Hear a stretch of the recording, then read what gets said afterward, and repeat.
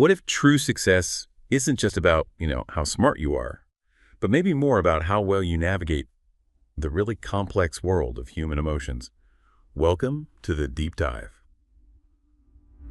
This is where we take your pile of sources, could be articles, research, maybe just your own notes, and we really pull out the vital nuggets of knowledge. Our mission today, to explore a topic that honestly impacts every single aspect of your life, emotional intelligence. You might hear it called EI, or sometimes EQ. We're going to try and uncover what it actually is, how it connects or maybe doesn't connect to traditional intelligence. And importantly, why working on it might just be one of the most valuable skills you can develop for everything, really personal life, career. We'll arm you with some surprising facts, real-world examples that really hit home, and a clear way to think about this powerful concept. This deep dive is made for you, the learner. Think of it as a shortcut to getting genuinely well-informed, maybe with a little humor to keep things interesting. So yeah, let's dive in. Okay, first things first. When we think intelligence, what usually comes to mind? It's the classic measure, right? IQ. Exactly. That's what most people think of. Classical intelligence, or IQ, it's basically measuring your reasoning ability, analytical skills, how good you are with language, logical thinking. Think about those standardized tests, like maybe a CSAT paper for the UPSC prelims. That's primarily testing IQ, your cognitive horsepower. Right, cognitive horsepower. I like that. So it's about your raw brain power. But what about this scenario? Someone's got tons of that horsepower, studies like crazy for a year, aces all the practice tests, but then on the big day, the nerves just completely take over. Or maybe they just, rub people the wrong way at work. That's precisely where emotional intelligence, EI, steps in. It's really about your ability to understand and manage your own emotions, and just as importantly, to perceive and navigate the emotions of others. Can you actually control those nerves when it counts? Can you have that thought, like, okay, this exam is tough for me, so it's probably tough for everyone. That kind of self-awareness, that self-regulation, it's absolutely key. Okay, so we've got IQ, the mental engine, maybe, and EQ, which that's more like emotional agility. Are they totally separate things, or is there a link, a connection between them? Oh, there's a fascinating and I'd say crucial link, especially when you think about applying intelligence in the real world, not just in a test. Think about any complex problem-solving strategy. It usually unfolds in, say, 3 phases. Phase 1, understanding, identifying who's involved, what the real issues are, gathering the facts. Phase 2, suggesting solutions, coming up with workable options, brainstorming. And then there's phase 3. This is the one that sometimes gets less focused but is so critical. Implementation, execution. Putting that solution into action, managing the team, dealing with unexpected problems, leading through uncertainty. That's where emotional intelligence truly shines. It's like the bridge that lets brilliant ideas actually happen in the world. That makes so much sense, yeah. It's the difference between knowing the right answer on paper and actually delivering it effectively with people. So why does EI matter so much then? Not just for passing an exam, but for like a whole career. We hear stories all the time, don't we? People who maybe weren't top of the class but achieved amazing things. Absolutely. You think about figures like, say, Einstein. Some accounts say he struggled a bit with traditional schooling methods. Now, obviously, his conventional IQ was off the charts, but his perseverance, his deep curiosity, his ability to focus intensely, that speaks volumes about his emotional drive, his EQ, if you will. And it's not just historical figures. Like IQ might get you hired, right? It gets you in the door. But there's this really striking statistic. Some studies suggest as much as 75% of careers get derailed. 75%. Wow. Yeah. And not because of a lack of technical skill or IQ, but because of a lack of emotional competencies. Things like inability to handle interpersonal problems, poor team leadership, especially during conflict, difficulty adapting to change, or just failing to build trust. In any work culture, public sector, private sector, EQ is just vital for actually succeeding and staying there. So IQ opens the door, but EQ lets you thrive inside the room. That's huge. I think Daniel Goleman, he even suggested something like 80% of adult success comes from EQ and only 20% from IQ. Is that right? That's the figure often cited, yes. It highlights the massive importance of EQ in overall life success beyond just academic or technical skills. And for anyone listening who's aspiring to public service or any kind of leadership role, this is incredibly relevant. Definitely. Yeah. Because you're not just dealing with data or reports, you're dealing with people, often under pressure. Precisely. Imagine a senior police officer, an SP, managing a really volatile mob situation during some kind of unrest. Or think about an administrator trying to implement a complex policy, maybe like the MGN-Reggie Aadhaar linking, facing public pushback. These situations demand immense emotional intelligence. You need to read the room, manage your own stress, communicate effectively, lead your team, navigate public sentiment. It's far beyond just knowing the rules. Let's make this even more concrete. Can you think of some specific examples, maybe from recent news or life, that really show EI or maybe a lack of it? Sure. Well, on the positive side, look at the chess world. D. Gukesh becoming the youngest undisputed world champion recently. Obviously, that takes unbelievable classical intelligence, right? The calculation, the strategy. But think about the emotional side. The resilience to bounce back from losses, the incredible composure under that intense pressure. That's pure emotional intelligence in action. Right. Holding it together when the stakes are highest. Yeah. Exactly. And then sometimes you see the opposite. Maybe a top player, even someone like Magnus Carlsen, visibly frustrated, maybe hitting the desk. It's a momentary lapse, sure, but it shows that even geniuses struggle with emotional regulation sometimes. Yeah, we're all human. What about outside of sports? Well, there was that incident in the IPL, the Cricket League, that got a lot of attention. An owner publicly, very visibly, scolding his team captain on the field after a loss. Oh, I remember seeing that. It was uncomfortable to watch. Very. It was a pretty stark example of, well, a lack of emotional regulation in a very public setting. What was also interesting, though, was the captain's response, KL Rahul. He remained remarkably calm, composed. That showed incredible self-regulation under fire. A real contrast there. And in the corporate world. We see it there, too, absolutely. On the positive side, you might see something like that CEO from Gurugram who posted supportively about a Swiggy delivery partner working with their toddler. It showed empathy, social awareness, seeing the human side. But then, on the flip side, you hear about incidents, maybe like that EY case, where a regional head reportedly denied work pressure played a role in an employee's death just days before, or situations where, say, a big celebration continues even after a serious incident like a stampede happened nearby at the same event. These instances often point to a significant lack of emotional intelligence, a disconnect in how leaders perceive or respond to the human impact of events. Those examples really paint a picture, don't they? The good, the bad, the sometimes ugly. So let's really nail it down. Fundamentally, what is emotional intelligence? Can we define it simply? At its core, yeah. EI is basically the ability to identify, understand, and manage emotions, both your own emotions and the emotions of others. It's about blending your thinking and your feelings so you can make effective and, importantly, ethical decisions. Daniel Goleman's model is probably the most famous framework. He breaks it down into 5 key parts. Okay, 5 components. Let's break those down. What's number 1? Number 1, the foundation really, is self-awareness. This is knowing your own emotions. What makes you tick? What are your triggers? What are your strengths, your weaknesses? And crucially, how does your internal state, your mood, your reactions, how does that impact other people? It also means being aware of how others' emotions affect you. You ever have that moment where you suddenly realize, that's why I always react that way when this happens? Yeah, definitely. That aha moment. And that's self-awareness kicking in, recognizing your own patterns. You develop it through things like mindfulness, reflection, asking for honest feedback. Okay, knowing yourself, that sounds vital. What comes after awareness? If you know it, what do you do with it? Right. So once you're aware, the second component is self-regulation. This is about managing those emotions, controlling your impulses, pausing before you speak or react, especially when you're triggered, delaying judgment. Think back to that SP in the mob situation. They have to self-regulate. They can't just react impulsively. That could make things much worse. Self-regulation helps you uphold your values, your principles, even when things are really tough. It's about managing stress, controlling impulses, acting with integrity. Got it. Know yourself. Manage yourself.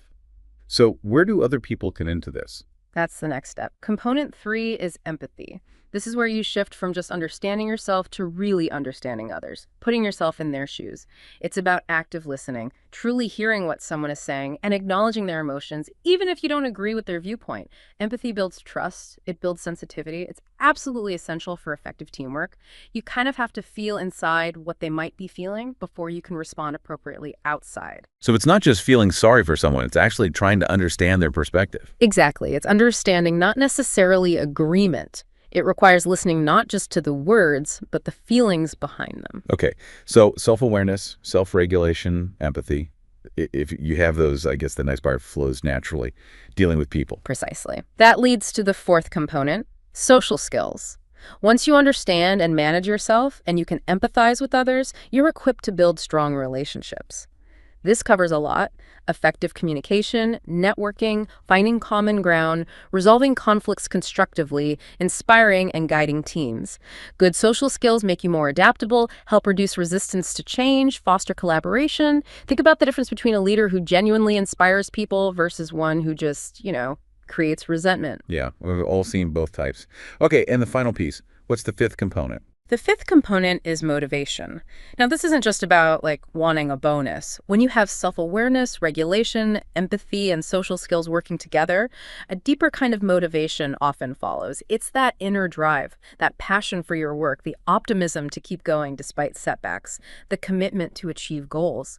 For leaders, especially in public service, this translates into striving for excellence, setting high standards, holding yourself and others accountable, driven by a real sense of purpose, not just external rewards. Okay, those five: self-awareness, self-regulation, empathy, social skills, and motivation. That gives us a really solid framework from Goleman. But I remember our sources mentioned other ways of looking at EI too. Are there other perspectives that maybe add to this picture, broaden it out a bit? Yeah, that's a great point. Goleman's model is hugely influential, but other researchers have definitely approached EI from slightly different angles, and each adds some interesting nuance. For instance, think about Walter Mischel's famous marshmallow experiment. Ah, yes, the kids and the marshmallows. Resist one now, get two later. Exactly. That experiment on delayed gratification, it's a powerful demonstration of a key aspect of emotional intelligence, the ability to resist immediate temptation for a bigger reward down the line. That shows flexibility, adaptability, managing your impulses for a long-term benefit. And it reminds us, EI isn't always about being nice. Sometimes it means being tough, maybe with yourself, delaying gratification, or making a hard call for a future gain. You see it in athletes, too. Think of someone like, say, Neeraj Chopra after that incredible 90-meter javelin throw. Monumental achievement, right? But his reaction was mostly relief, calmness, composure, not wild, over-the-top celebration immediately. That's a kind of delayed gratification, staying focused even after a huge success. That's a fantastic example. Composure is a form of EI. Are there other models that maybe break down the process of using emotions intelligently? Yes. The Mayer, Solovey, and Caruso model, often associated with the MSCE-IT test, does that. They view EI as a set of 4 related abilities. First, perceiving emotions accurately in yourself and others. Second, using emotions to facilitate thinking, like how mood affects problem solving. Third, understanding emotions, knowing how emotions change, their causes, their complex relationships. And fourth, managing emotions, regulating your own, and influencing others for personal and social goals. Imagine you're at a party and you just sense it's time to politely leave a conversation that feels awkward or unproductive. That involves perceiving the mood, understanding the dynamics, and managing your exit smoothly. That's using all 4 abilities. Okay, so that's more about the how of emotional intelligence. What about EI as more of a personality thing? Like some people just are more emotionally intelligent. That lines up more with Petraitis' trait model. This perspective sees EI less as a cognitive ability you learn, and more as a collection of sort of stable personality traits or behavioral tendencies. Things like adaptability, optimism, stress management, assertiveness, empathy, self-awareness viewed as part of your disposition. A really good sporting example might be the RCB cricket team's big comeback in 2024. A lot of people pointed to Virat Kohli's leadership, his visible optimism, his assertiveness on the field, his self-awareness, and how he rallied the team. You could really see those traits driving their turnaround. It felt like part of who he is. That's interesting. Ability versus trait. It changes how you think about developing it, maybe. It does. And there are also more practical, action-oriented frameworks, like the 6-second model. It's quite straightforward. It emphasizes 3 things for effective action. First, know yourself, figure out what you really want, your goals, your ends. Second, choose yourself, decide consciously how you'll get there, the means you'll use, the choices you'll make. And third, give yourself purpose. Connect to the deeper why. Why does this matter to you? What's your underlying purpose? For you, the listeners, especially if you're thinking about public service or any role with impact, understanding that why is just as crucial as the what and the how. No, choose, give. That's nicely practical. You mentioned Goleman, Mischel, Mayer, Solovey, Caruso, Petraitis. Yeah. Any others we should touch on? Well, there's also the related concept of social intelligence, really championed by Karl Albrecht. It's broader than just emotions. It's about those people skills, navigating social situations effectively, understanding group dynamics, inspiring cooperation. It links closely to what some might call bureaucratic wisdom or organizational savvy.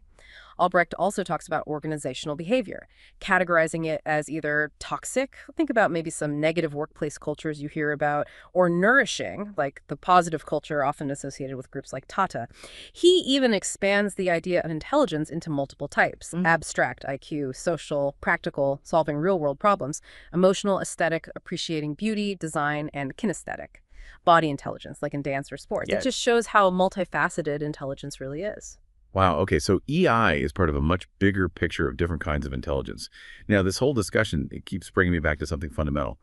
Our values. How do these emotions, we've been talking about anger, hope, empathy, even humor, how do they function as or connect to the values that guide us, especially in public life? That's a really important connection to make because historically, especially in administration or bureaucracy, emotions were often seen as, well, irrational, disruptive, something to be suppressed in favor of pure logic. Right. The ideal was the detached, purely rational decision maker. Exactly.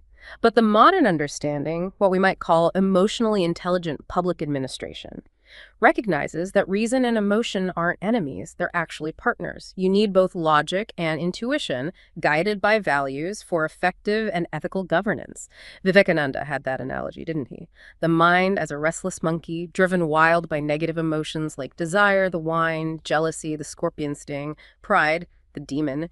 These can corrupt our rationality if unchecked.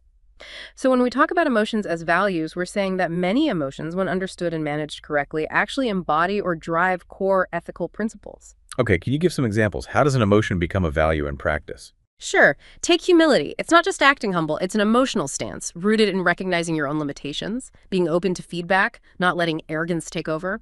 That's a value.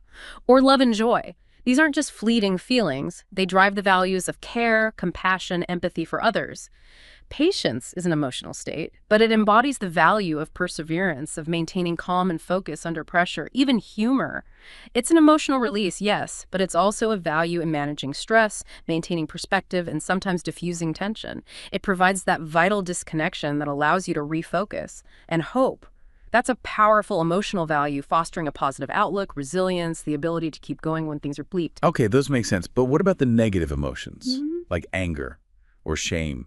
Can they be values? Absolutely, though it's about how they're channeled. Anger, for example. Uncontrolled anger can be destructive. Yes, the gateway to hell, as some say. But righteous anger, channeled constructively. It can fuel the drive to correct injustice, to improve performance, to stand up for what's right. It becomes a value when directed ethically. Similarly, shame or guilt. If they just lead to wallowing in remorse, they're not helpful. But if they spark genuine self-reflection, a desire to learn and grow and make amends, then they're acting as prompts for the values of accountability and personal growth. And of course, things like gratitude and cultivating inner peace are emotional states deeply connected to overall well-being and ethical grounding. They are values in themselves. For you listening, think about how these might play out. Consider someone in the public eye again, maybe like Virat Kohli. He's a great case study for this, actually. Over his career, you can arguably see many of these emotional values in action. You see humility, acknowledging weaknesses or team contributions despite his own huge success. You see the joy in celebration. You see immense patience and hope during lean patches or tough tours. You definitely saw early anger and aggression, which he seems to have learned to channel more effectively into performance over time. And he's spoken openly about mistakes, implying guilt or reflection that led to growth. His journey kind of illustrates how managing these powerful emotions as guiding values contributes to sustained achievement and impact. That really connects the dots between the internal emotional world and external actions and character. Okay, so we have these frameworks, these different models, the link to values. Let's put it all together now. How does this apply in really challenging, high-stakes situations? Here's a scenario for you. Imagine you are in charge of a major rescue operation. There's been a severe natural disaster. Thousands are homeless. Supplies are scarce. The local population is understandably angry, frustrated by delays. They're starting to heckle your team, maybe even getting physical. Some of your own team members are injured, demoralized, and they want to pull out. What do? What's your response? Wow. Yeah, that's a situation that tests every ounce of emotional intelligence. Your response, your course of action has to be multi-pronged. First, you absolutely have to engage the locals. You can't just ignore their anger. Use persuasion, empathy. Try to understand their frustration. Acknowledge it. Maybe find leaders or reasonable voices within the community, a cooperative minority perhaps, to help calm the majority. It's about de-escalation through connection. Second, simultaneously, you need to secure resources. Immediately get on the line to headquarters. Request backup, NDRF, SDRF, Army, Air Force, whatever is needed. Work on practical solutions like arranging temporary bridges if supply routes are cut. Address the logistical problems fueling the frustration. And third, crucially, you have to care for your team. Get the injured immediate medical help. But for the rest, you need to motivate them, remind them of their duty, their training, their commitment, appeal to their sense of purpose, maybe even constitutional morality, why they do this job, reinforce their competence, both professional and, well, holistic. Show them you have their back. It's an approach rooted in what you might call discourse ethics, open communication, and maybe anekantavada, recognizing the many-sided reality of the situation. It aims for a reasoned, ethical, and emotionally intelligent response. That's a powerful demonstration. It's not just about giving orders. It's about managing emotions, yours, your team's, the public's, while getting the job done. Building on that idea of ethical leadership under pressure, let's shift to another area where EI is critical: applied ethics in medicine. Complex procedures, doctor-patient relationships. How does EI play in? That's an excellent area to look at because medicine is just saturated with situations demanding high emotional intelligence alongside ethical reasoning. You often see tensions, for example, between law and ethics. Maybe a new treatment like stem cell therapy or PRP is technically legal or operates in a gray area, but are there ethical concerns about using it without full authorization or proven long-term safety? That requires careful judgment. Then there's a Hippocratic oath, do no harm. But medical negligence, unfortunately, happens. That's a massive ethical breach, often with emotional failings involved, like lack of care or attention. And what about fairness? Access. Huge issue. Access and affordability. Ensuring that everyone, especially the most vulnerable, can actually get the medical devices or treatments they need. That involves empathy, understanding systemic barriers, advocating for fairness. It's an ethical and emotional challenge. And the absolute bedrock is the doctor-patient relationship. That requires deep trust and confidentiality. Getting truly informed consent means explaining things with empathy, checking understanding, respecting autonomy. Doctors need to see patients as ends in themselves, as whole people, not just a means to practice medicine or a collection of symptoms. It's about service, not just duty. Ultimately, it comes down to core principles like beneficence, acting in the patient's best interest, and non-maleficence, avoiding harm, guided by accountability and a strong ethical conscience. Emotional intelligence is what allows doctors to navigate these complex principles with sensitivity and wisdom in real human interactions.